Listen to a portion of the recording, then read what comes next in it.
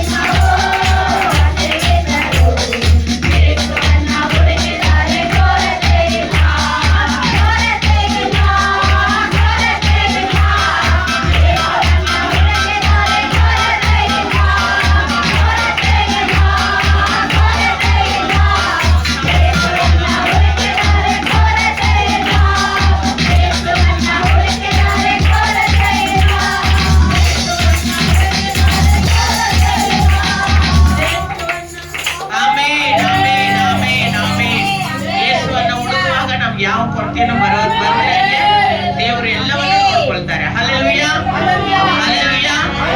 ನಮ್ಮನ್ನ ತೃಪ್ತಿ ಮಾಡಿ ನಡೆಸೋ ದೇವರಾಗಿ ನಮ್ಮ ಜೊತೆನಲ್ಲೇ ಇರ್ತಾರೆ. ಎಲ್ಲ ಕುಂತ ಕೊರತೆಗಳನ್ನಲ್ಲೂ ಕೂಡ ಏನ್ ಮಾಡ್ತಾರೆ, ತೃಪ್ತಿ ಮಾಡಿ ನಮ್ಮನ್ನ ನಡೆಸೋ ಒಂದು ಒಳ್ಳೆ ದೇವರಾಗಿದ್ದಾರೆ. Hallelujah, hallelujah. ತೃಪ್ತಿ ಹಾಕಿ ನಡೆತ್ತಿಡುವ ಕುಂಟೆ ಬೈಗಲೈ ಸಂದೀಪ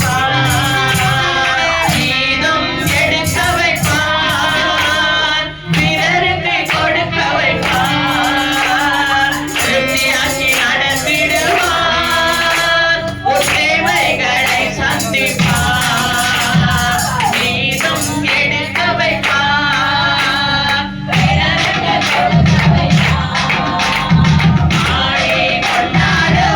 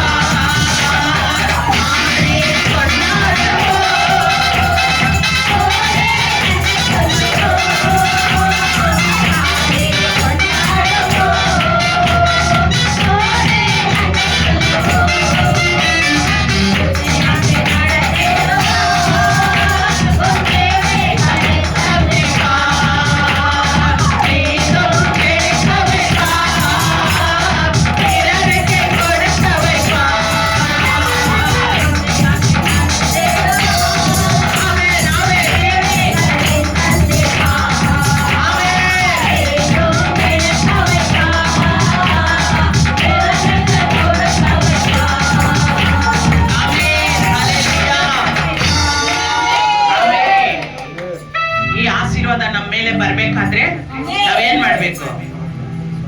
ದೇವರನ್ನ ನಂಬಬೇಕು, ಅವ್ರ ಮೇಲೆ ನಂಬಿಕೆ ಇಡ್ಬೇಕು, ಅವ್ರ ಮೇಲೆ ವಿಶ್ವಾಸ ಇಡ್ಬೇಕು. ಅವ್ರ ಮೇಲೆ ನಂಬಿಕೆ ವಿಶ್ವಾಸ ಇಟ್ರೆ ಈ ಆಶೀರ್ವಾದ ಎಲ್ಲ ಆಟೋಮೆಟಿಕ್ ಆಗಿ ನಮ್ಮ ಮೇಲೆ, ನಮ್ಮ ಕುಟುಂಬದ ಮೇಲೆ ಬರುತ್ತೆ. ಹಲ್ಲೆಲೂಯಾ.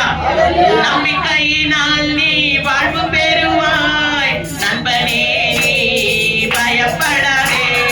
நம்பிக்கையினால் நீ வாழ்வு பெறுவாய் நண்பனே, நீ பயப்படாதே. நம்பிக்கையினால் நீ வாழ்வு பெறுவாய் நண்பனே, நீ பயப்படாதே.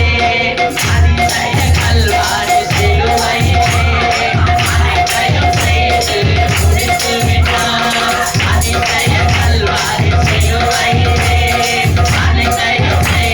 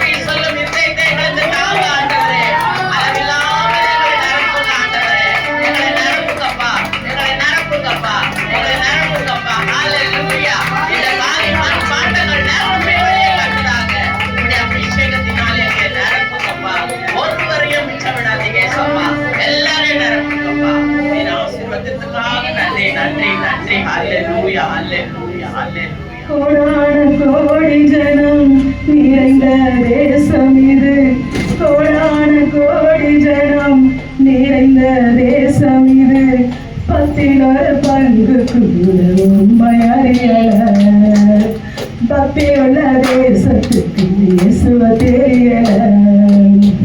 கோடான கோடி ஜனம் நிறைந்த தேசம் இது, கோடான கோடி ஜனம் நிறைந்த தேசம் இது, 10 பங்கு கூட உண்மை அறியல, பக்தியுள்ள தேசத்துக்கு இயேசுவ தெரியல.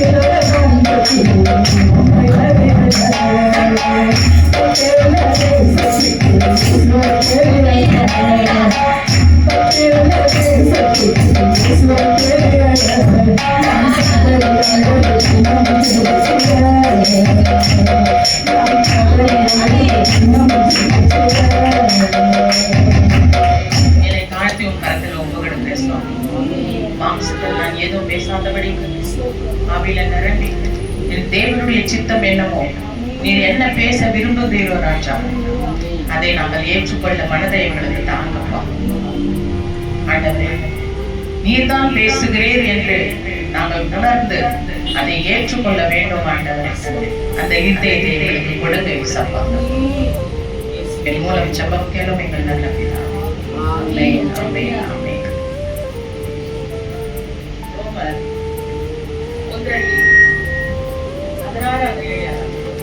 ಆ ಸುವಾರ್ತೆಯು ದೇವರ ಬಲ ಸ್ವರೂಪವಾಗಿದ್ದು ಮೊದಲು ಯೆಹೂದ್ಯರಿಗೆ ಆಮೇಲೆ ಗ್ರೀಕರಿಗೆ ಅಂತೂ ನಂಬುವವರಿಗೆಲ್ಲರಿಗೂ ರಕ್ಷಣೆ ಉಂಟು ಮಾಡುವಂತದಾಗಿದೆ. ಏಕೆಂದರೆ ದೇವರಿಂದ ದೊರಕುವ ನೀತಿಯು ಅದರಲ್ಲಿ ತೋರಿದರೆ ಬದುಕುವನೆಂಬ ಶಾಸ್ತ್ರೋಜ್ಞೆಯು ಪ್ರಕಾರ ಆ ನೀತಿಯು ನಂಬಿಕೆಯ ಫಲವಾಗಿದ್ದು ನಂಬಿಕೆಯನ್ನು ಪ್ರಕಟಿಸುವಂತಾಗಿದೆ. ನೋಡಿದ ಅವಾಗ ದೇವರು ನಮ್ಗೆ ಏನಂತ ಮಾತಾಡ್ತಾರೆ ಅಂತಂದ್ರೆ, கிறிஸ்துவின் சுவிசேஷத்தை குறித்து நான் வெட்கப்பಡೇன். ಯಾರು ಇದು ಹೇಳ್ತಾ ಇರೋದು? ಪೌಲು ರೋಮರಿಗೆ ಪತ್ರಿಕೆ ಬರೆಯುವಾಗ ಪೌಲನ್ನ ಏನಂತ ಹೇಳ್ತಾ ಇದ್ದಾನೆ? ಕ್ರಿಸ್ತನ ಬಗ್ಗೆ ನಾನು ಯಾವುದಕ್ಕೂ ನಾಚಿಕೆಪಟ್ಟು ಹೋಗಲ್ಲ. ನಾನು ಎಲ್ಲಿ ಹೋದ್ರೂ ಕೂಡ ಕ್ರಿಸ್ತನ ಬಗ್ಗೆ ನಾನು ಹೇಳೋದಿಕ್ಕೆ ರೆಡಿ ಆಗಿದ್ದೀನಿ. ನಾನು ಕ್ರಿಸ್ತ ಯೇಸಪ್ಪನ ಮಗನು ಶಿಷ್ಯ ಅಂತ ಹೇಳಕ್ಕೆ ನಾನು ಯಾವತ್ತೂ ನಾಚಿಕೆ ಪಟ್ಟು ಹೋಗೋದಿಲ್ಲ. ಯಾಕಂದ್ರೆ ಈ ಪೌಲು ಒಂದು ಕಾಲದಲ್ಲಿ ಸೌಲಾಗಿದ್ದ. ಸೌಲು ಆಗಿರುವಾಗ ಅನೇಕ ಸಭೆಗಳನ್ನ ಹೊಡೆದಾಡ್ತಾ ಇದ್ದ, ದೇವರ ಮಕ್ಕಳನ್ನ ಹೊಡಿತಾ ಇದ್ದ, ಬಡಿತಾ ಇದ್ದ. ಯಾಕೆ ಒಂದೊಂದ್ಸತಿ ಸಾಯಿಸೇ ಬಿಡ್ತಾ ಇದ್ದ. ಅಂತ ಒಂದು ಕೆಟ್ಟ ಒಂದು ಒಂದು ಮನುಷ್ಯನಾಗಿದ್ದ. ಯೇಸಪ್ಪನ ಮಕ್ಕಳು ನೋಡಿದ್ರೆ, ಅವ್ರ ಸಭೆ ನೋಡಿದ್ರೆ ಅವನಿಗೆ ಆಗಲ್ಲ. ಯಾಕಂದ್ರೆ ಅವ್ನು ಗೌರ್ಮೆಂಟ್ ಜಾಬ್ ಅಲ್ಲಿ ಇದ್ದ. ಆ ಗೌರ್ಮೆಂಟ್ ಇಂದ ಆರ್ಡರ್ ತಗೊಂಡು ಬಂದು ಅವ್ನು ಎಲ್ಲಿ ಬೇಕಾದ್ರೆ ಏನ್ ಬೇಕಾದ್ರೂ ಮಾಡ್ಬೋದು, ಯಾರು ಕೇಳಂಗಿಲ್ಲ. ಯಾಕಂದ್ರೆ ಗೌರ್ಮೆಂಟ್ ಇಂದಾನೆ ಅವ್ನು ಆರ್ಡರ್ ತಂದಿದ್ದಾನೆ. ಅದರಿಂದ ಯಾರು ಕೇಳ್ಬೇಕಾಗಿರೋ ಇದಿಲ್ಲ. ಆ ತರ ಒಂದು ಹಿಂಸೆ ಕೊಡ್ತಾ ಇದ್ದ. ಅವಾಗ ಅವನು ಹಿಂಸೆ ಕೊಡೋದನ್ನ ನೋಡ್ಬಿಟ್ಟು ಎಲ್ಲಾ ಜನರು ಏನ್ ಮಾಡಿರ್ಬೇಕು, ಎಲ್ಲಾರು ಏನ್ ಮಾಡಿರ್ಬೇಕು? ಅವ್ನು ಈ ತರ ಹಿಂಸೆ ಕೊಟ್ಟು ಹೊಡೆದಿ ಬಡ್ದಿ ಸಭೆಗಳನ್ನೆಲ್ಲ ಹೊಡೆದಾಕಿ ಬೆಂಕಿ ಇಟ್ಟು ಅಂಟಿಸಿ ಎಷ್ಟೋ ಪಾಸ್ಟರ್ಗಳನ್ನ ಕೊಂದಿದ್ದಾನೆ. ಅವಾಗ ಜನರು ಏನ್ ಮಾಡಿರ್ತಾರೆ? ಕ್ರಿಸ್ತನ ಜನರು ಏನ್ ಮಾಡಿರ್ತಾರೆ? Amen, hallelujah hallelujah. ಯಾವತ್ತೂ ಕೂಡ ನಾವು ಏನೇ ಕಾರಣಕ್ಕಾಗಿ ಬಂದ್ರೆ ಕೂಡ, ಏನೇ ಆದ್ರೆ ಕೂಡ ಪ್ರಾರ್ಥನೆ ಮಾಡೋದನ್ನ ನಿಲ್ಲಿಸಬಾರ್ದು. ನಾವು ಪ್ರಾರ್ಥನೆ ಮಾಡಬೇಕು. ಪ್ರಾರ್ಥನೆಯಲ್ಲೇ ಜಯ ಇರೋದು. ಪ್ರಾರ್ಥನೆ ಮಾಡಿ ನಾವು ಜಯ ಹೊಂದ್ಕೋಬೇಕು. ಪ್ರಾರ್ಥನೆ ಮಾಡ್ಬೇಕಾದ್ರೆ ಸೈತಾನ್ ಹೆಂಗಾದ್ರೂ ತಡೆ ಮಾಡ್ತಾನೆ. ಆದ್ರೆ ಆ ತಡೆಗಳನ್ನೆಲ್ಲ ನೀಗೋಗಕ್ಕೆ ಪರಿಶುದ್ಧ ಆತ್ಮನ ಹೆಲ್ಪ್ ನಾವು ಕೇಳಿದ್ರೆ ಅವ್ರು ನಮ್ಗೆ ಹೆಲ್ಪ್ ಮಾಡ್ತಾರೆ. ಅದರಿಂದ ಪೌಲನ ಏನ್ ಹೇಳ್ತಾ ಇದ್ದಾರೆ ನೋಡ್ರಿ, ಆ ಜನರು ಎಲ್ಲರೂ ಕೂಡ ಆ ಪೌಲಗಾಗಿ ಪ್ರಾರ್ಥನೆ ಮಾಡ್ತಾ ಇದ್ದಾರೆ. ಸೌಲಗಾಗಿ ಪ್ರಾರ್ಥನೆ ಮಾಡುವಾಗ ದೇವರು ಅವ್ರಿಗೆಲ್ಲರೂ ಪ್ರಾರ್ಥನೆಯನ್ನ ಕೇಳಿ ಆ ಸೌಲನ್ನ ಪೌಲನನ್ನಾಗಿ ಮಾಡ್ತಾರೆ. ಅವನು ತಿದ್ದುಕೊಂಡ ಮೇಲೆ ಹೆಂಗ ತಿದ್ದುಕೊಳ್ತಾನೆ, ಒಂದ್ ದಿವಸ ಅವನು ಕ್ರಿಸ್ತನ ಜನರನ್ನ ಒಡೆಯನ ಅಂತ ಊರ್ ಬಿಟ್ಟು ಇನ್ನೊಂದು ಊರಿಗೆ ಹೋಗ್ತಾ ಇದ್ದಾನೆ. ಇಲ್ಲಿರೋರ್ನೆಲ್ಲ ಹೊಡೆದಾಕ್ಬಿಟ್ಟ, ಈ ಸಭೆನೆಲ್ಲ ಹೊಡೆದಾಕ್ಬಿಟ್ಟ. ಈಗ ಬೇರೆ ಊರಿಗೆ ಹೋಗ್ತಾ ಇದ್ದಾನೆ. ಅಲ್ಲಿ ಸಭೆ ನಡೀತಾ ಇದೆ, ಅಲ್ಲಿ ಕ್ರಿಸ್ತನ ಜನರು ಇದ್ದಾರೆ, ಅಲ್ಲಿ ಹೋಗ್ಬಿಟ್ಟು ಅವ್ರನ್ನೆಲ್ಲ ಒಡೆಯೋಣ ಅಂತ ಅವ್ನು ಹೋಗ್ತಾ ಇರ್ತಾನೆ. ಹೋಗೋ ದಾರಿನಲ್ಲಿ ಅವ್ನಿಗೆ ಏನಾಗುತ್ತೆ ಗೊತ್ತಾ, ಒಂದು ದೊಡ್ಡ ಬೆಳಕು ಬರುತ್ತೆ. ಆ ಬೆಳಕು ಬಂದಾಗ ಅವನ ಕಣ್ಣೆಲ್ಲ ಏನಾಗ್ಬಿಡುತ್ತೆ, ಕಾಣಿಸ್ತ್ರ ಆಗ್ಬಿಡುತ್ತೆ. ಕಣ್ಣು ಕಾಣಿಸ್ತ್ರ ಆಗ್ಬಿಡುತ್ತೆ. ಕತ್ಲೆ ಯಾರಾದ್ರೂ ಕೈ ಹಿಡ್ಕೊಂಡು ಇವನು ನಡಿಬೇಕು, ಆ ರೀತಿ ಕಣ್ಣು ಕಾಣಿಸ್ತ್ರ ಆಗ್ಬಿಡುತ್ತೆ. ಅವಾಗ ಇವನು ಆಕಾಶದಿಂದ ಒಂದು ಕೂಗು ಬರುತ್ತೆ. ಕೂಗು ಬಂದಾಗ ಇವನು ಕೇಳ್ತಾನೆ, ದೇವ್ರೇ ನೀನ್ ಯಾರಂತಾನೆ ಗೊತ್ತಿಲ್ಲ, ನೀನ್ ಯಾರು ಅಂತ ಹೇಳಿದಾಗ, ಸೌಳೆ ಯಾಕೆ ನನ್ನನ್ನ ಹಿಂಸೆ ಕೊಡ್ತಾ ಇದೀಯ, ಯಾಕೆ ನನ್ನನ್ನ ಬೇಜಾರು ಮಾಡ್ತಾ ಇದೆಯಾ ನನ್ಗೆ ಅಂತ. ಅವಾಗ ಇವನು ಹೇಳ್ತಾನೆ, ನೀವು ಯಾರಂತಾನೆ ನನ್ಗೆ ಗೊತ್ತಿಲ್ಲ, ನಾನು ಯಾವಾಗ ನಿಮ್ಗೆ ಹಿಂಸೆ ಕೊಟ್ಟೆ ಅಂತ ಹೇಳಿ ಕೇಳ್ತಾನೆ. ಅವಾಗ ನೀನು ಹಿಂಸೆ ಕೊಡ್ತಾ ಇದೆಯಲ್ಲ ನನ್ನ ಮಕ್ಕಳನ್ನ, ಅದು ನನಗೆ ಕೊಟ್ಟಂಗೆ. ಹಲ್ಲೆಲೂಯಾ. ಯಾರನ್ನ ನೀನು ಹಿಂಸೆ ಕೊಡ್ತಾ ಇದೆಯೋ ಆ ಮಕ್ಕಳು ನನ್ನ ಮಕ್ಕಳು, ಅದು ನನಗೆ ಕೊಟ್ಟಂಗೆ, ನಾನೇ ಕ್ರಿಸ್ತನು ಅಂತ. ಅವಾಗ ಅವನಿಗೆ ಒಂದೇ ಭಯ ಬಂದ್ಬಿಡುತ್ತೆ. ಅಯ್ಯೋ, ಇಷ್ಟು ಒಳ್ಳೆ ದೇವರ ಇವರು, ನಿಜವಾದ ದೇವರ ಇವರು, ಇವ್ರ ಮಕ್ಕಳನ್ನ ನಾನು ಬಡ್ದೆ ಅಲ್ಲ, ಸಾಯಿಸ್ದೆ ಅಲ್ಲ ಅಂತ ಹೇಳಿ ಅವನು ತುಂಬಾ ದುಃಖ ಪಡೀತಾನೆ, ತುಂಬಾ ಹೃದಯ ನೊಂದು ಹೋಗ್ತಾನೆ. ಅವಾಗ ಯೇಸು ಸ್ವಾಮಿ ಹತ್ರ ಕೇಳ್ತಾನೆ, ನಾನು ಒಳ್ಳೆಯವನಾಗ್ಬೇಕು, ನಿನ್ನ ಮಗನಾಗಿ ಆಗ್ಬೇಕು, ನನ್ನ ಕಣ್ಣು ಕಾಣಬೇಕು. ಅವಾಗಲೇ ಪೇದ್ರು ಬೇರೆ ಊರಲ್ಲಿ ಇರ್ತಾನೆ. ಪೇದ್ರು ಹತ್ರ ಯಾರು ಕಳ್ಸೋದು, ಅಲ್ಲಿ ಪೇದ್ರು ಏನ್ ಕೆಲಸ ಮಾಡ್ತಾ ಇದ್ರು ಗೊತ್ತಾ, ಪೇದ್ರು ಕೂಡ ಚಪ್ಪಲಿ ಮಾಡೋ ಒಂದು ಕೆಲಸ ಮಾಡ್ತಾ ಇದ್ರು. ಅವಾಗ ನೋಡ್ರಿ, ಅಲ್ಲಿ ಹೋಗಿ 3 ದಿವಸ ಅವ್ರ ಜೊತೆನಲ್ಲಿ ಇರು, ಆಮೇಲೆ ನಿನಗೆ ಕಣ್ಣು ಬರುತ್ತೆ ಅಂತ. ಅಲ್ಲಿ ಹೋಗಿ ಎಲ್ಲೆಲ್ಲೋ ಹುಡ್ಕೊಂಡು ಅಡ್ರೆಸ್ ಹುಡ್ಕೊಂಡು ಯಾರ ಹತ್ರ ಕೇಳ್ಕೊಂಡು ಕಣ್ಣು ಕಾಣ್ತಿರನೇ ಹೋಗ್ತಾನೆ. ಅಲ್ಲಿ ಹೋಗಿ ಅವ್ರ ಹತ್ರ ಈ ತರ ಎಲ್ಲ ನಾನು ಬರೋ ದಾರಿನಲ್ಲಿ ಆಯ್ತು, ನಾನು ಇಂಥವನು ಅಂತವನು ಅಂತ ಅವ್ರ ಹತ್ರ ಹೇಳುವಾಗ 3 ದಿವಸ ಅಲ್ಲಿ ಫಾಸ್ಟಿಂಗ್ ಪ್ರೇಯರ್ ನಡೆಯುತ್ತೆ. 3ನೇ ದಿವಸ ಅವನ ಕಣ್ಣಿಂದ ಏನೋ ಒಂದು ಮೀನ್ ಮೇಲೆ ಇರುತ್ತಲ್ಲ, ಚೆದಲು ಅಂತಾರೆ, ಆ ತರ ಅವನ ಕಣ್ಣಿಂದ ಕೆಳಗಡೆ ಬಿತ್ತು. ಅವಾಗ ಅವನಿಗೆ ಕಣ್ಣು ಕಾಣಿಸ್ತು. ಆಮೇಲೆ ಅವನು ಏನಾದ ಗೊತ್ತಾ, ನಿಜವಾದ ದೇವರ ಮಗ ಆದ, ದೇವರಿಗಾಗಿ ಪ್ರಾಣ ಕೊಡಕ್ಕೂ ಸಿದ್ಧ ಆಗ್ಬಿಟ್ಟ. ಕೊನೆಯದಾಗಿ ಅವನು ಎಷ್ಟೋ ಸೇವೆ ಮಾಡ್ದ. ಅವನ ಕೈನಲ್ಲಿದ್ದು ಕರ್ಷಿಪ್ನ ಕಾಯಿಲೆದವ್ರ ಮೇಲೆ ಹಾಕಿದ್ರೆ ಕೂಡ ಅವ್ರಿಗೆ ವಾಸಿ ಆಗ್ತಾ ಇತ್ತು. ದೇವರು ಅವನ್ನ ಸಂಸಿದ್ರು, ಅವನ ತಪ್ಪನ್ನು ಸಂಸಿದ್ರು. ಯಾವಾಗ ಸಂಸಿದ್ರು, ದೇವರ ಮಕ್ಕಳೆಲ್ಲ ಒಂದು ಸೇರಿ ಪ್ರಾರ್ಥನೆ ಮಾಡಿದಾಗ, ಒಂದುಗೂಡಿ ಮಾಡೋ ಪ್ರಾರ್ಥನೆಯಲ್ಲಿ ಎಷ್ಟೊಂದು ಪವರ್ ಇದೆ ಅಂತ ಅಂದ್ರೆ, ಅಂತ ಕಟಕನಾದ ಮನುಷ್ಯನನ್ನ ದೇವರು ಮುಟ್ಟಿ ಅವನ ದೇವರ ಮಗನಾಗಿ, ದೇವರ ಸೇವಕನಾಗಿ, ದೇವರಿಗಾಗಿ ಪ್ರಾಣ ಕೊಡೋ ಒಂದು ಮಗನಾಗಿ ಮಾರಲ್ಪಟ್ಟ. ನಮ್ಮ ಪ್ರೇಯರ್ ಅಲ್ಲಿರೋ ಪವರ್ ಇದೆ.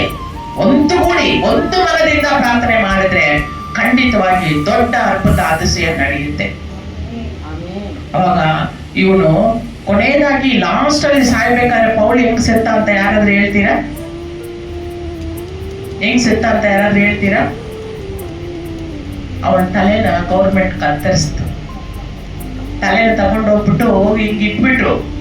ಇವಾಗಾದ್ರೂ ನೀನ್ ಯೇಸುವೆ மறுதலிச்சு மறுதலிச்சிடு இயேசுவே, எனக்கு அந்த இயேசு வேண்டாம் சொல்லு, உயிரோட நாங்க விட்டுடுறோம். ஆனா அவர் என்ன சொன்னாரு, என் தலையை கத்தரித்தாலும் கூட நான் இயேசுவை மறுதலிக்க மாட்டேன். இப்போ நீங்க என் தலையை என் கழுத்தை கட் பண்ணா கூட நான் பரலோகத்தில் இயேசுவோட கூட இருப்பேன். எவ்வளவு பெரிய நம்பிக்கை பாருங்க, எவ்வளவு ஒரு பயம் இல்ல, இயேசப்பா கூட இருக்கிறாரு சொல்லிட்டு அவருக்கு பயமே இல்ல. என் தலையை கத்திரிக்க போறாங்க, ஆனாலும் எனக்கு பயம் இல்லை. ஆனா நம்மள யாருன்னா ஒருத்தர் கத்தி எடுத்துட்டு வந்து குத்திடுறேன், ஏசப்பாவை விட்டுடு அப்படின்னு சொன்ன உடனே ஐயோ ஐயோ சாமி நான் விட்டுடுறேன், சாமி நான் விட்டுடுறேன் சாமின்னு சொல்லிடுவோம். ஆனா அவருக்கு தைரியம் பாருங்க, எவ்வளவு தைரியம், எவ்வளவு நம்பிக்கை. நான் ஏசப்பாக்கு என் உயிரை கொடுத்தாலும் கொடுப்பேன், ரத்த சாட்சியா நான் சாவேன், ஆனா நீங்க சொல்ற மாதிரி ஏசப்பாவை நான் விட மாட்டேன். கடைசியில அவனை கழுத்தை கட் பண்ணிட்டு தான் சாகடிச்சாங்க பவுல. பாத்தீங்களா எவ்வளவு பெரிய நம்பிக்கை. அந்த நம்பிக்கை நமக்கு வர வேண்டும். அதனால வந்துட்டு பாருங்க, ஆண்டவருடைய வசனம் என்ன சொல்லுது பாருங்க, கிறிஸ்துவின் விசுவாசத்தை குறித்து நான் வெட்கப்பட மாட்டேன் பவுல் சொல்றாரு. ನಾನ್ ನಾಚಿಕೆ ಪಡಲ್ಲ. ಅನೇಕ ಜನರು ಹೇಳಿರ್ತಾರೆ, ಒಂದು ಕಾಲದಲ್ಲಿ ನೀನು ಈ ತರ ಇದ್ದಲ್ಲ, ಆ ತರ ಇದ್ದಲ್ಲ, ಈಗೇನು ದೊಡ್ಡ ಉತ್ತಮನ ತರ ಬಂದ್ಬಿಟ್ಟು, ನೀನು ಒಳ್ಳೆಯವನ ತರ ಬಂದ್ಬಿಟ್ಟು ದೇವರು ಯೇಸು ಸ್ವಾಮಿ ಮೇಲೆ ಹೇಳ್ತಾ ಇದೆಯಲ್ಲ, ಆ ತರ ಜನರನ್ನ ಹೆಂಗ್ ಹೊಡೆದೆ ಬಡದೆ ಎಲ್ಲ ಮಾಡಿದೆ, ಈಗೇನು ನೀನು ಹೊಸದಾಗಿ ಬಂದು ಹೇಳ್ತಾ ಇದೆಯಾ ಅಂತ ಎಲ್ಲಾರು ಕೇಳಿ ಕೇವಲ ಮಾಡಿರ್ಬೋದು. ಅವನ್ನ ಮಾಡಿರ್ತಾರ ಇಲ್ವಾ? ಖಂಡಿತವಾಗಿ ಮಾಡಿರ್ತಾರೆ. ಅದಕ್ಕೆ ಅವನು ಏನ್ ಹೇಳ್ತಾ ಇದ್ದಾನೆ, ನಾನು ಈ ಸುವಿಶೇಷ, ಕ್ರಿಸ್ತುವಿನ ಸುವಿಶೇಷತೆ ನಾನು ಹೇಳೋದಕ್ಕೆ ಯಾವತ್ತೂ ಕೂಡ ನಾನು ನಾಚಿಕೆ ಪಡಲ್ಲ.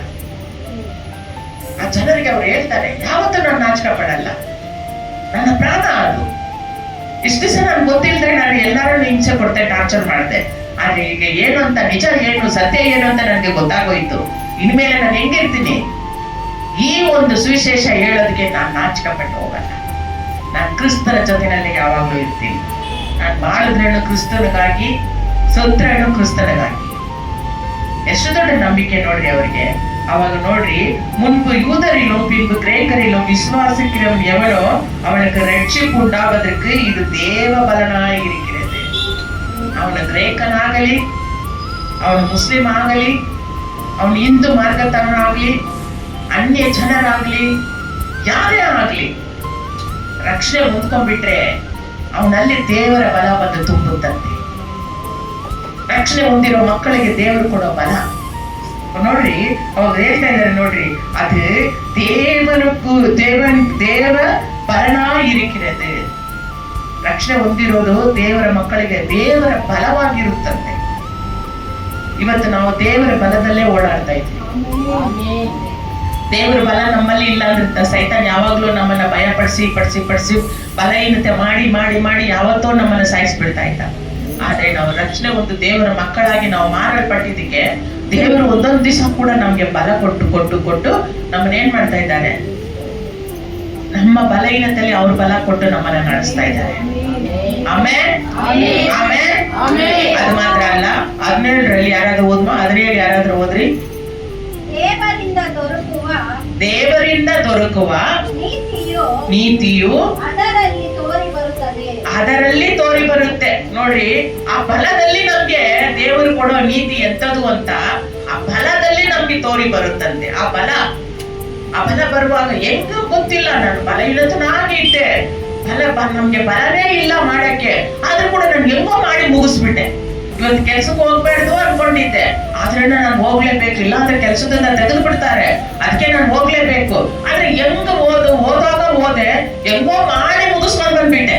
ಹೆಂಗೋ ಮಾಡಿ ಮುಗಿಸ್ಕೊಂಡ್ ಬಂದಿಲ್ಲ, ನಿನ್ನ ಒಳಗಡೆ ಇರೋ ದೇವರು ದೊಡ್ಡವರಾಗಿದ್ದಿ, ನಿನಗೆ ಬಲ ಕೊಟ್ಟು. ನೋಡ್ರಿ, ಅವಾಗ ಅವ್ರು ಏನಂತ ಹೇಳ್ತಾ ಇದ್ದಾರೆ, ವಿಶ್ವಾಸಿದ್ದಾನೆ ನೀತಿಮಾನ್ ಪಿಳೆಪ್ಪ.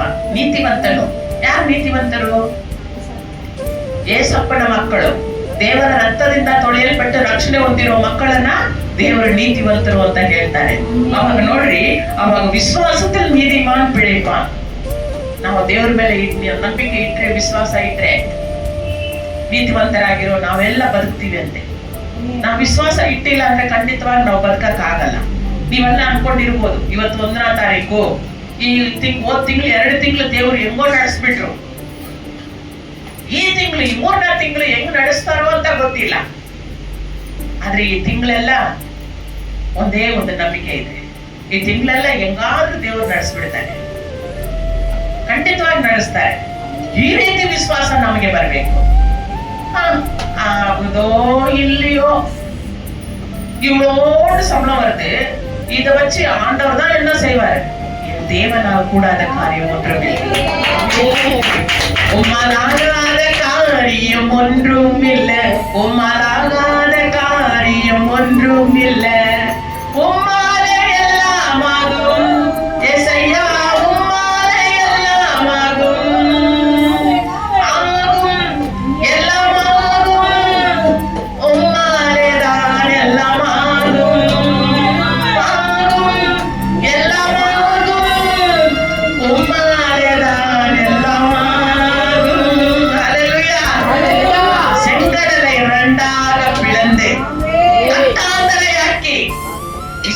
ஜனத்தை ஒரு குறை இல்லாமல் வழிநடத்தின தேவன், பரலோக மன்னாவை கொடுத்த தேவன், வான தூதர்கள் தின்னும் அப்பமாகிய மன்னாவை கொடுத்த தேவன்.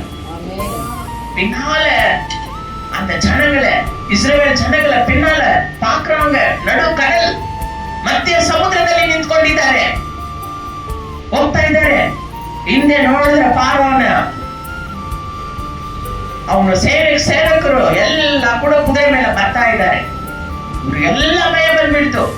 ಅಯ್ಯೋ, ಈ ಮೋಸೆ ಮಾತನ್ನೇ ಕೇಳ್ಕೊಂಡು ನಾವು ಆ ಪಾರೋನ್ ರಾಜನ ಎದುರಿಸ್ಕೊಂಡು ಬಂದ್ಬಿಟ್ಟಿವಲ್ವಾ, ಇವಾಗ ಮತ್ತೆ ಸಮುದ್ರದಲ್ಲಿ ನಾವು ಸಿಕ್ಕಾಕೊಂಡ್ಬಿಡ್ತೀವಿ. ಮತ್ತೆ ಇವ್ರು ನಮ್ಮನ್ನ ಎಳ್ಕೊಂಡು ಹೋದ್ರೆ ಫಸ್ಟ್ಗಿನ ನಮ್ಗೆ 2ರಷ್ಟು ಕಷ್ಟ ಕೊಡ್ತಾರೆ. ಇವ್ರ ಕೈಯಿಂದ ತಪ್ಪಿಸ್ಕೊಳಕ್ ಆಗಲ್ಲ ಅಂತ ಎಲ್ಲಾರು ಕೂಗ್ಕೊಂಡ್ರು. ಅಯ್ಯೋ ಅಪ್ಪ ಅಮ್ಮ ಅಂತ ಕೂಗ್ಕೊಂಡ್ರು. மோசேங்க எங்கிருந்திருப்போது 40 லட்சம் ஜனம். இவ்வளவு பேரை மேய்க்கிறதுக்கே என்னால முடியல. 40 லட்சம் ஜனத்தை எப்படி மேய்ச்சிருப்பாரு அவரு? கொஞ்சம் யோசனை பண்ணி பாருங்க. வந்தாலா எவ்வளவு அவருக்கு பலம் ஆண்டவர் கொடுத்திருப்பாரு, எவ்வளவு ஆண்டவர் அவரோட கூட இருந்து செயல்பட்டு இருப்பாரு. கொஞ்சம் யோசிச்சு பாருங்க. அவர் எவ்வளவு பொறுமை உள்ளவரா இருந்திருப்பார். ஆண்டவரே சாட்சி கொடுக்கிறாரு. மோசே, ஆண்டவர் சொல்றாரு, பிதா சொல்றாரு, மோசே என் வீட்டில் எங்கும் பொறுமை உள்ளவனாய் உண்மை உள்ளவனாய் இருக்கிறான். அதனாலதான் எனக்கு மோசையை பார்த்தா ரொம்ப பிடிக்கும் அப்படின்னு. ஆண்டவர் இப்படி நம்ம பார்த்து சாட்சி கொடுக்கணும். மனுஷன் கொடுக்குற பேரு புகழ் நம்மளை பரலோகம் கொண்டு போகாது. ಮನುಷ್ಯ ಕೊಡೋ ಹೆಸರು ಹೊಗಳಿಕೆ ನಮ್ಮನ್ನ ಪರಲೋಕ ಕರ್ಕೊಂಡು ಹೋಗಲ್ಲ.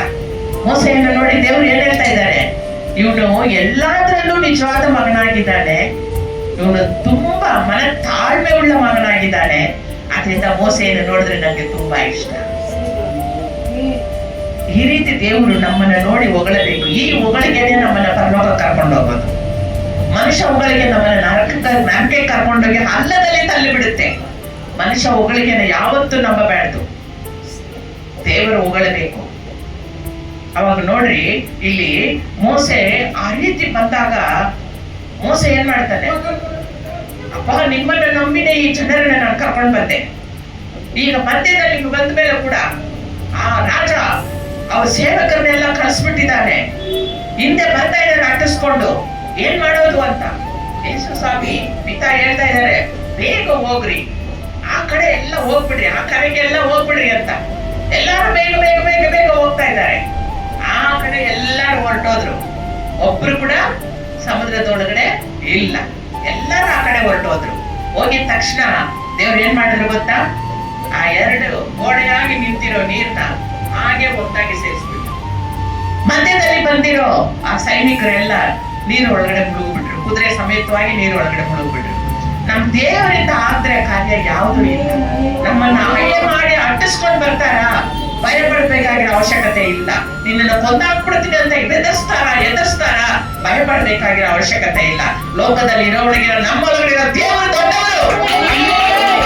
ಅವರು ಯಾವಾಗ ದೊಡ್ಡ ಕಾರ್ಯಗಳೆಲ್ಲ ಮಾಡ್ತಾರೆ.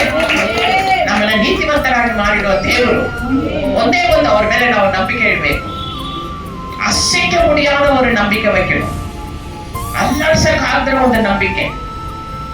ಒಬ್ಬೊಬ್ರು ಹೇಳ್ತಾರೆ, ಕಲ್ಲಿಂದ ನಾನು ಗೋಡೆ ಕಟ್ಟಿದ್ದೀನಿ, ಕಲ್ಲಿಂದ ನಾನು ಮನೆ ಕಟ್ಟಿದ್ದೀನಿ, ಏನೇ ಬಿರುಗಾಳಿ ಬಂದ್ರೆ ಕೂಡ ಆ ಒಂದು ಮನೆಯನ್ನು ಒಡೆಯಕ್ ಆಗಲ್ಲ ಅಂತಾರೆ. ಯಾಕೆ ಗೊತ್ತಾ? ಯಾಕಂತ ಹೇಳ್ತಾರೆ, ನಾನು ಕಲ್ಲಿಂದ ಕಟ್ಟಿದ್ದೀನಿ ಅಂತ.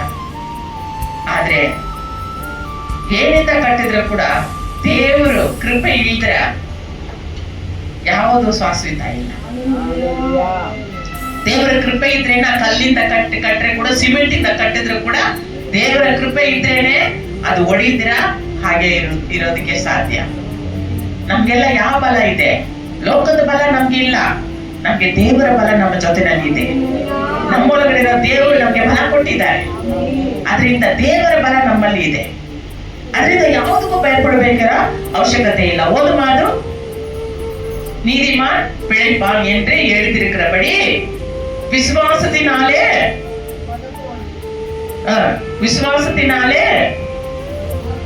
ನೀತಿವಂತನು ನಂಬಿಕೆಯಿಂದಲೇ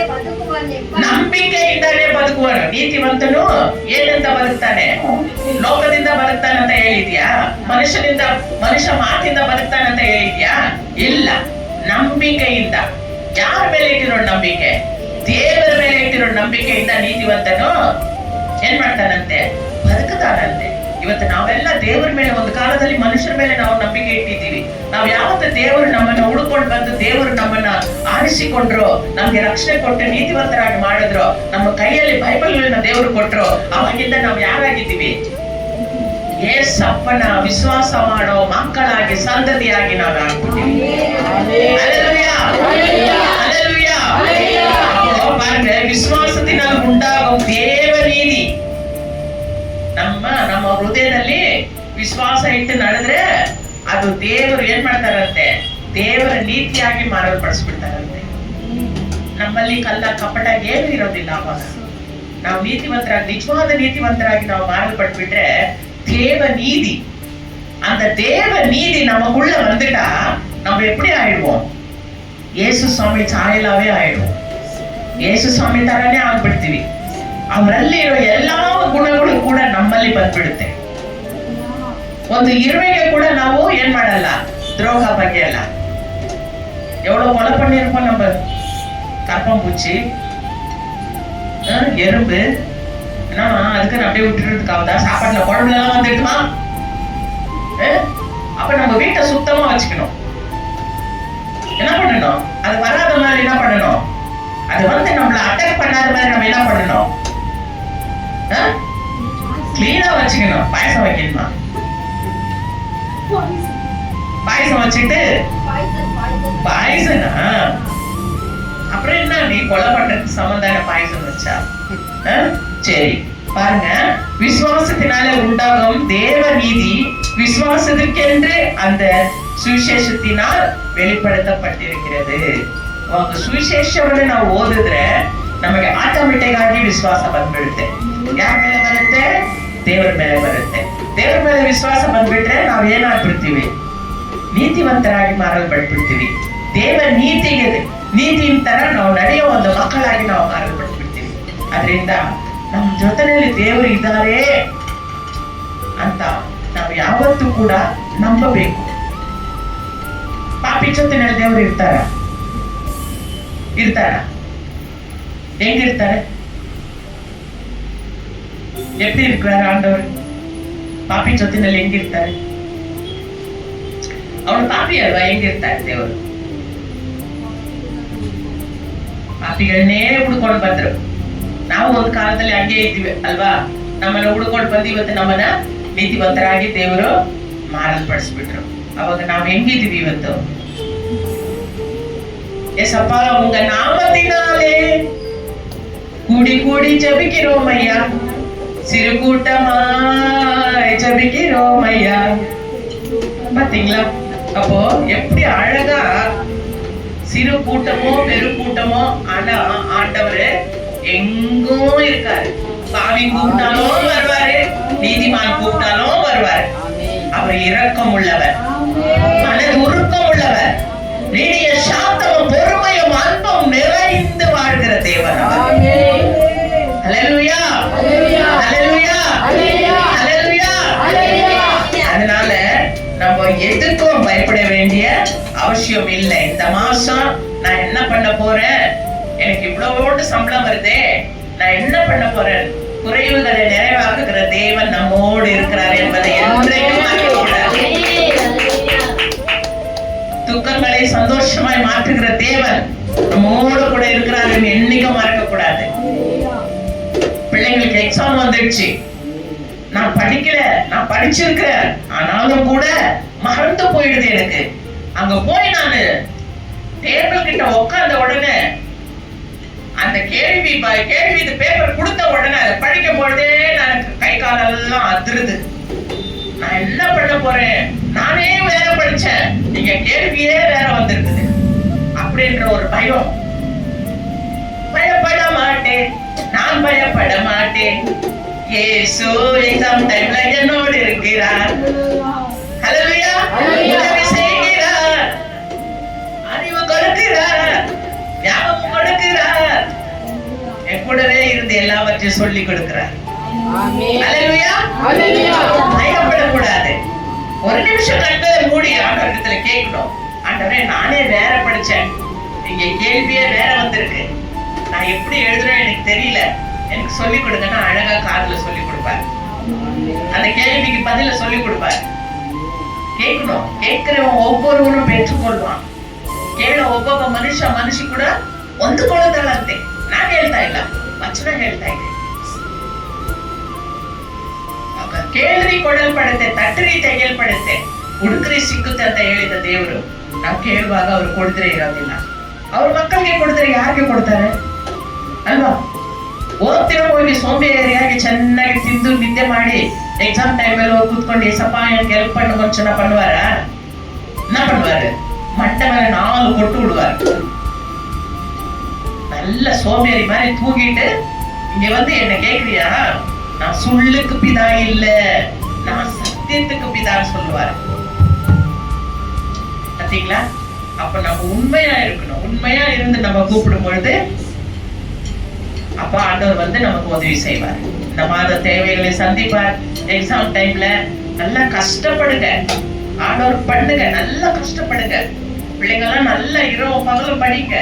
அம்மாங்க கொஞ்சம் கொஞ்சம் டீ பண்ணி கொடுங்க. அவங்க நல்லா குடிச்சிட்டு கண் விழிச்சு தூக்கம் இல்லாம நல்லா ஜெபிச்சுட்டு அவங்க எல்லாம் நல்லா படிக்கட்டும்.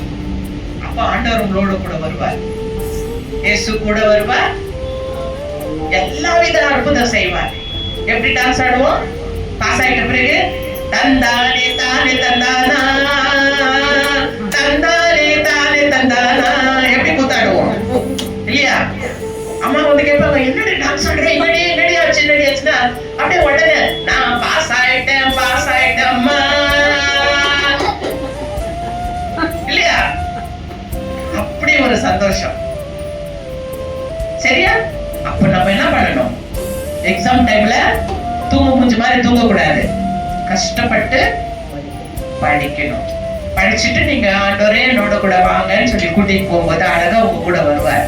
உங்க பக்கத்திலேயே நிற்பார், இல்ல உங்க பக்கத்திலே உட்காந்துக்குவார், சொல்லி கொடுப்பார். காலையில பாடணும் இல்ல, கற்று தந்து நடத்துகிறேன், கண்டித்து உணர்த்தி போதிக்கிறேன். அவர் கற்றுக் கொடுக்கிற ஆவியானவர். நம்ம தப்பு செஞ்சா நமக்கு தண்டனை கொடுத்து நம்மள சத்திய வழியில நடத்துற தேவன் அவர்.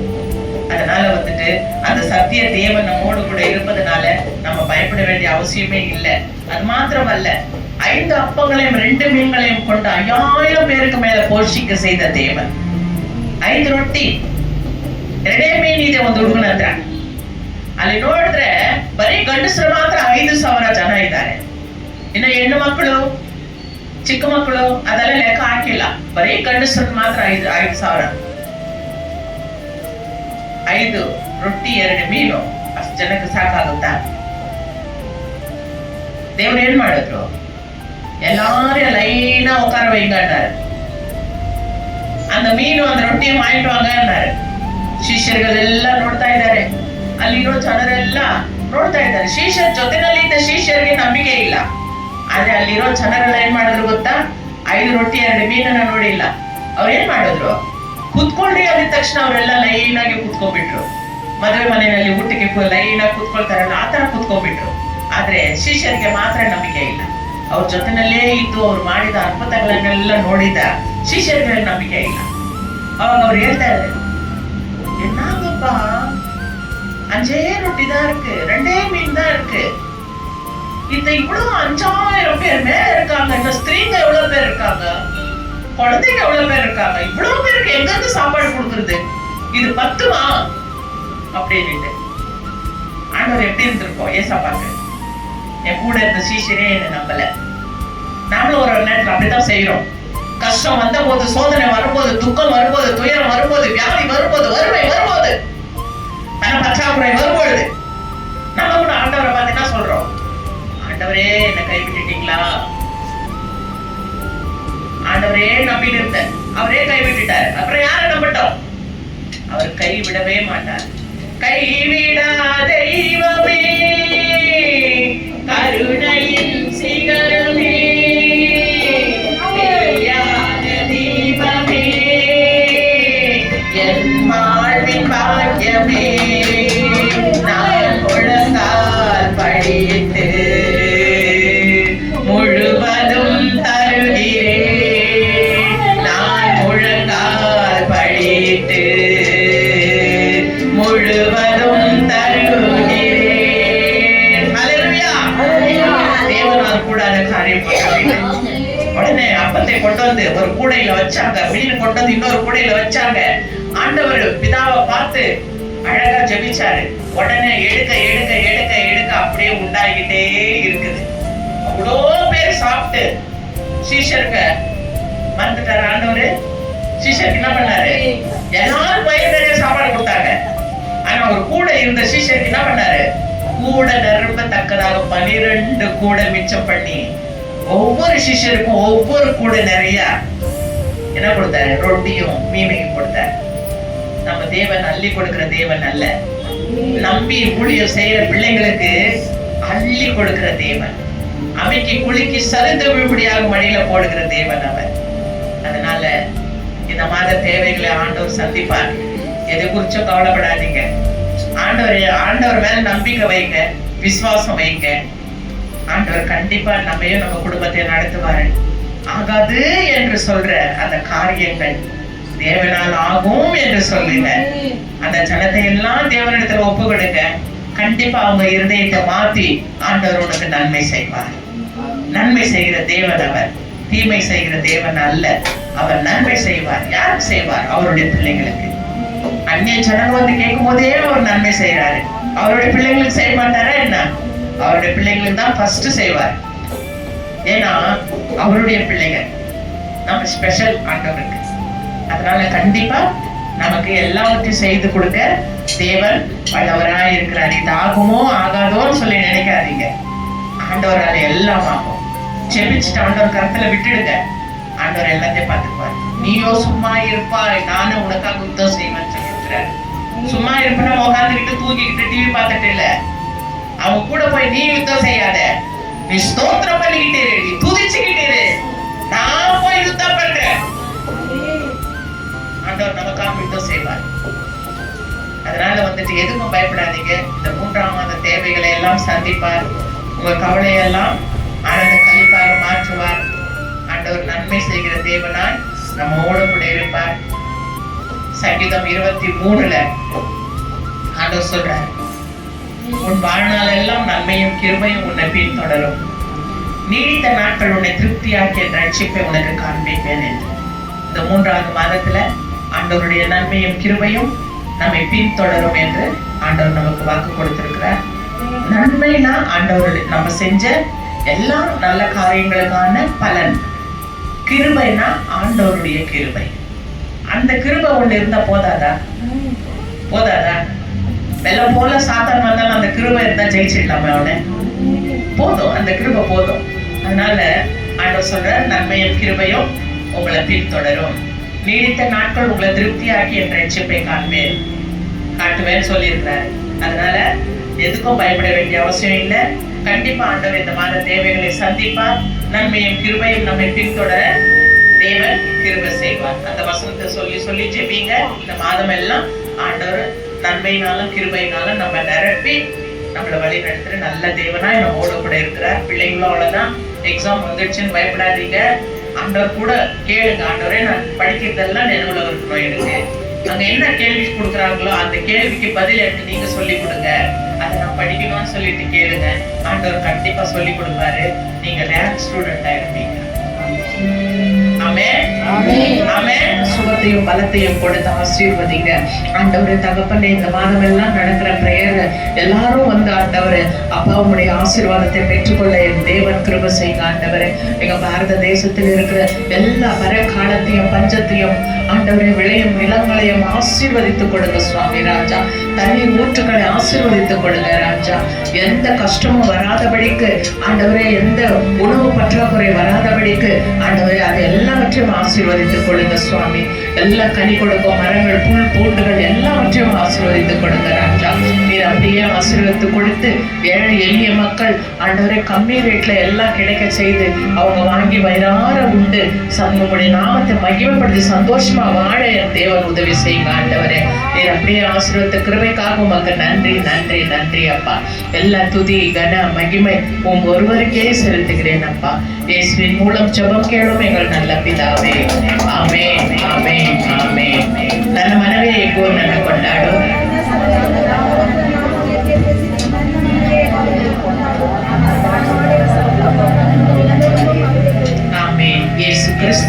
ரத்தம் ஜெயம். இயேசு கிறிஸ்துவின் ரத்தம் ஜெயம். இயேசு கிறிஸ்துவின் ரத்தம் ஜெயம். அல்லேலூயா, அல்லேலூயா.